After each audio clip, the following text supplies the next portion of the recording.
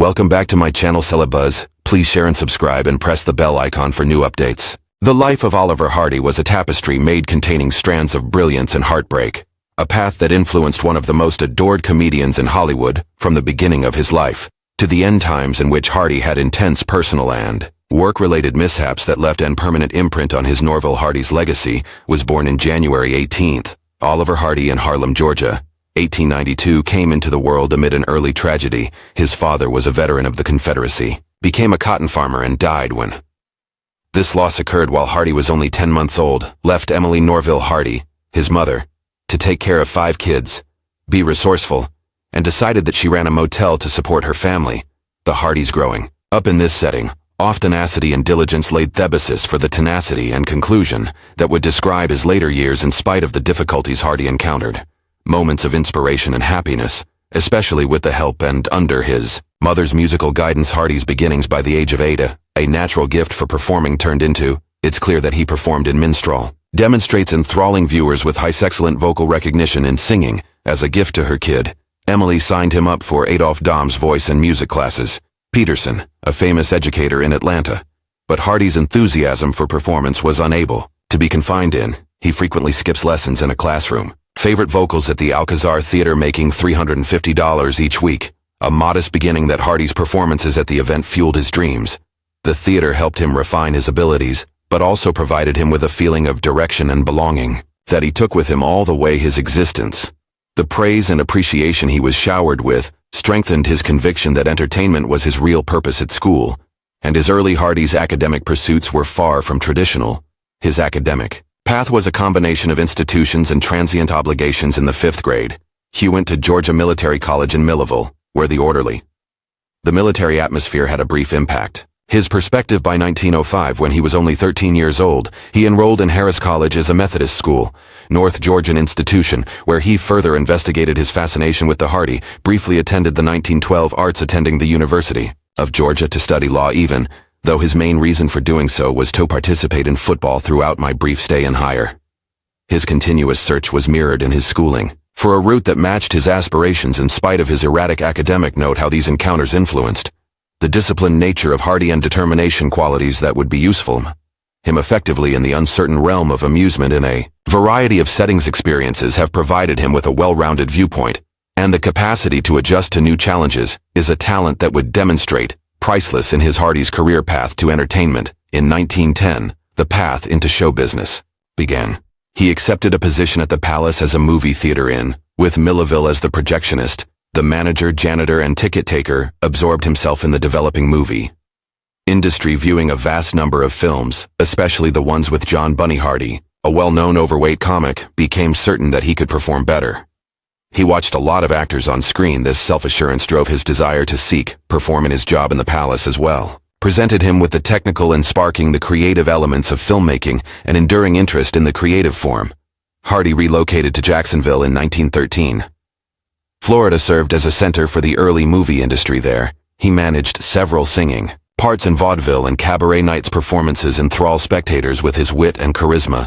When employed at the Lubin manufacturing business during the day, where he acquired significant experience in the aspects of film that are useful, in 1914, he made his film debut, with Dad being outwitted, signaling the beginning of a lengthy career. Hardy's involvement on screen, along with his innate sense of humor, his timing, immediately distinguished him above the years later. Hardy made an appearance in many small flicks, gradually creating a repute as a flexible and trustworthy performer. His capacity to engage audiences via relatability and comedy became hallmark, laying the groundwork for his upcoming achievement. Hardy took on the name Oliver, as despite this, a dedication to his father, formerly alter those who are close to him, lovingly referred to him as Babe, is the nickname that came from a barber in Italy close to the Lubin studios, who would dust Hardy's face with powder and declare that the adorable baby is nice. Nickname persisted and began to reflect Hardy's friendly and affable character in his early professional life. Frequently, Hardy positioned himself as the ton of jollity, a light-hearted reference to his bigger physique and upbeat attitude. His distinctive appeal was emphasized by his branding. That made him more noticeable in a competitive. Hardy's engagement with the industry. Jacksonville is where Freemasonry first emerged. He received an induction into Solomon Lodge. Number 20. This association gave him with lodging and board throughout his early years and gave him access to a network of assistants that might assist him.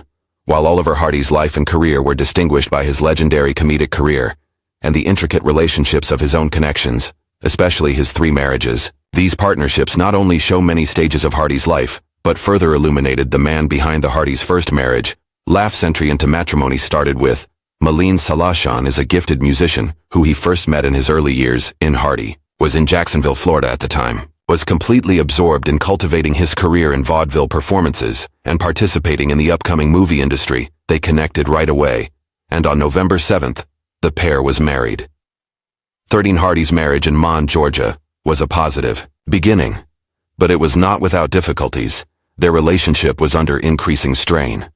As Hardy's career removed the character of his film work in conjunction with the extended set hours started to cause stress. Despite being encouraging, their marriage remained intact, battled the unpredictable nature of Hardy, and the couple's rising fame, finally got divorced in 1920, which marked the termination of their union, in spite of the division. This period of Hardy's life highlighted his initial efforts to strike a balance between personal connections with his professional aspirations. Hardy's second marriage, second union with Myrtle Reeves, an actress, started on November 24th. This union first surfaced in 1921, potential because the two have a lot in common. Ground in the field of entertainment, Myrtle, an actor, was aware of the requirements of Hardy's profession, but the relationship quickly turned tumultuous. Mostly, as a result of Myrtle's struggle with the battle Myrtle had with alcoholism addiction, caused a great deal of stress on their marriage's erratic conduct and recurring health problems made Hardy's life more stressful, which was already overcome by the demands of his ascending fame. In spite of his best attempts to assist her, the marriage declined. Over time, one that is especially challenging. Myrtle threatened in the episode to hurt herself, highlighting how serious of her state. The marriage between the pair culminated in a divorce after 16 years. In 1937 was a time in Hardy's life when characterized by emotional upheaval, as he struggled with the difficulties of being an encouraging companion while seeking the end of this demanding career.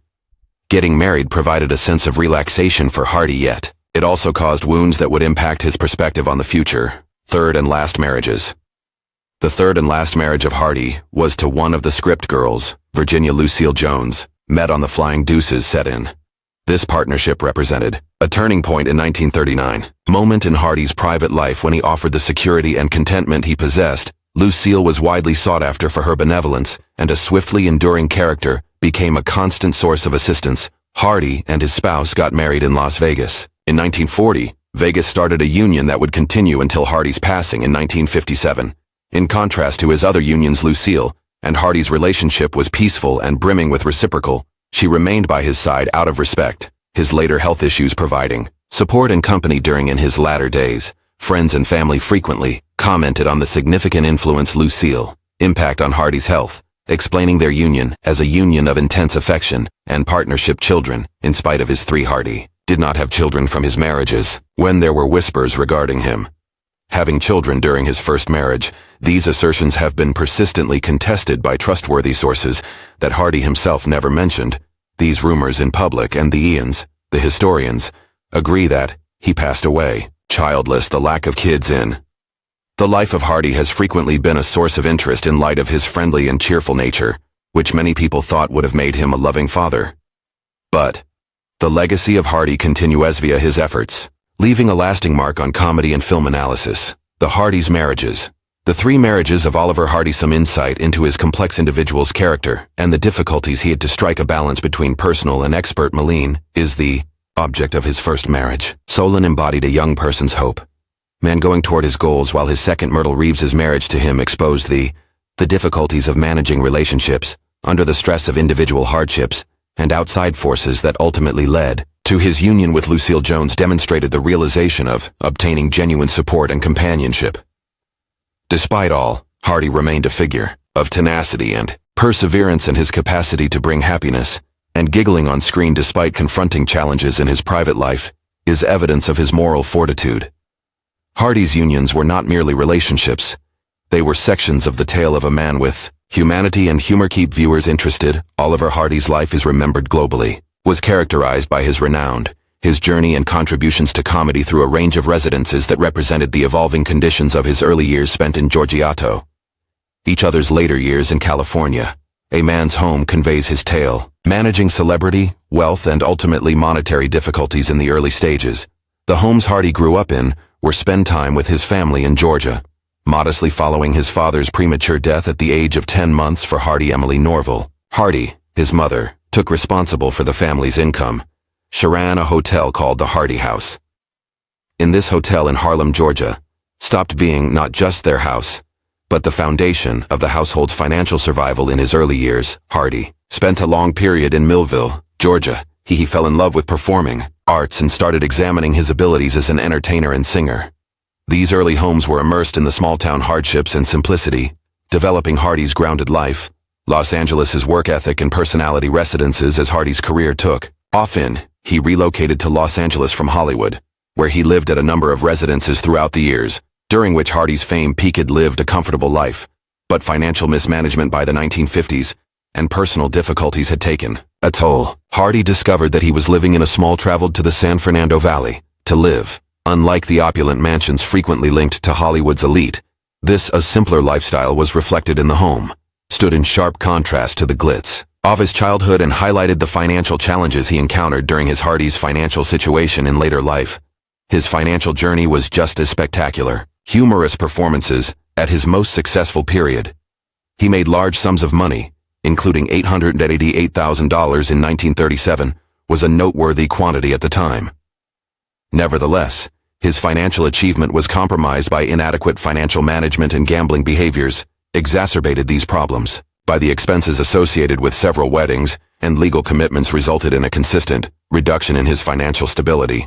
When he passed away, Hardy's financial status in 1957 was far from ideal, from safe in spite of his enormous donations. To the amusement, he did not leave a legacy of industry, important fortune. His tale provides us a warning story about the significance of budgeting, even for individuals who attain notoriety and wealth. Like many of Hardy's contemporaries' way of life in his final years were particularly modest, although some of his star's period still lived in opulent residences or engaged in opulent. Hardy's reduced conditions and lifestyles meant living a simpler life. Experiences reveal the frequently concealed Hollywood star's hardships, serve as a reminder us that not all fame is a guarantee long-term financial prosperity or individual contentment. Oliver Hardy's homes and the financial journey provides a moving and insight into a man's life who gave happiness to from the busy hotel his millions mom made it to the moderate level in Georgia, California house where he spent his each resident's last years represent a distinct period of his life. Hardy's tale is evidence of tenacity and the timeless value of humor, even amid the face of financial and personal hardship. With his writing, Hardy left an permanent impression on the world, and his past still has resonance with contemporary viewers. Of Oliver Hardy's financial spending patterns and management were notably troublesome all of his life.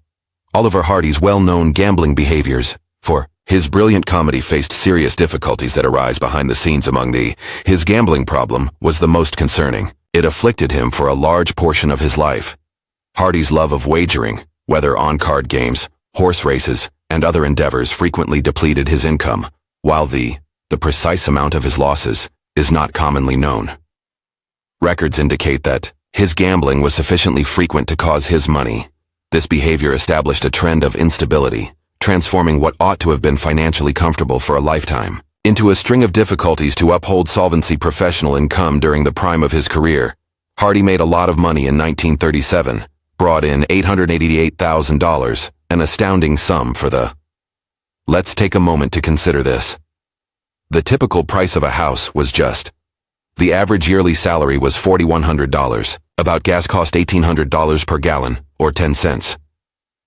The cost of tuition at Harvard University $420. In spite of such remarkable profits, Hardy's financial difficulties continued, originating from both outside sources and individual mishandled.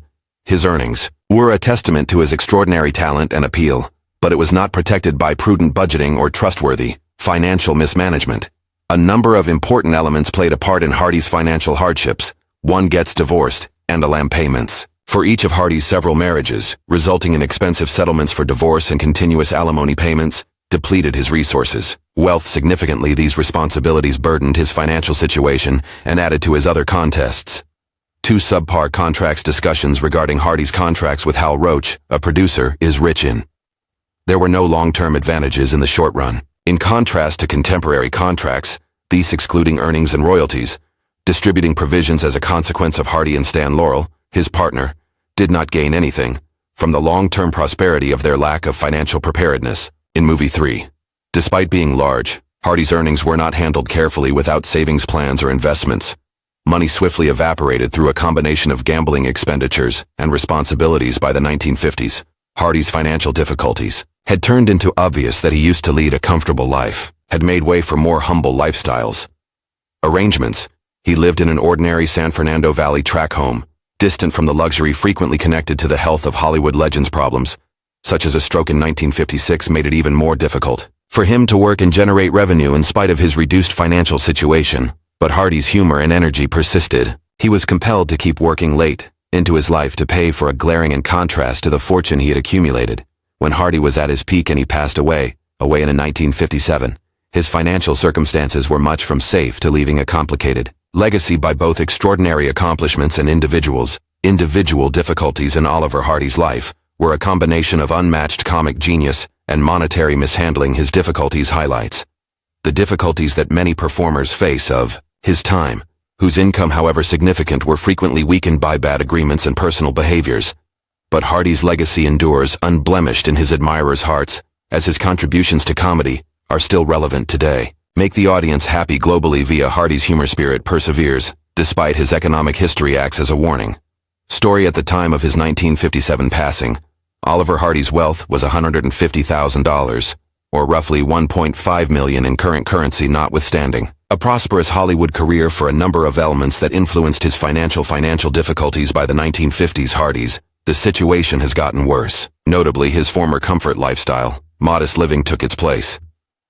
Circumstances. He lived in a basic, traveled to the San Fernando Valley to live far from the luxury possessed by a lot of his. Hardy's deteriorating health among his peers added to his difficulties following his ordeal. A stroke in 1956. He was rendered incapable of working and reliant on Lucille, his wife, for care. In spite of these difficulties, Hardy's comedy, Our Fortitude, held firm, yet his financial stability did not. Hollywood celebrities of today, who frequently take pleasure in residuals and a variety of revenue sources, Hardy's income was restricted for the length of his active career. This structural inequality draws attention to the vulnerabilities that performers of many people in his period struggled. Despite his enormous fame, Oliver's financial situation, the legacy of Hardy is still regarded as one of the most significant comedians in the film industry history, but his financial difficulties depict the man in a moving way. While he offered joy behind the laughing for millions, his off-screen existence was characterized by monetary errors and obstacles that made the fortune less. He had previously merited his reputation as a source of motivation for his skill in a warning story about the significance of fair and financial planning. Restitution for Hardy's lasting cultural influence much beyond the amount of money he left behind. His comedy's contributions are still resonate, making certain that his bank account might not have accurately represented his value. His historical significance is still invaluable.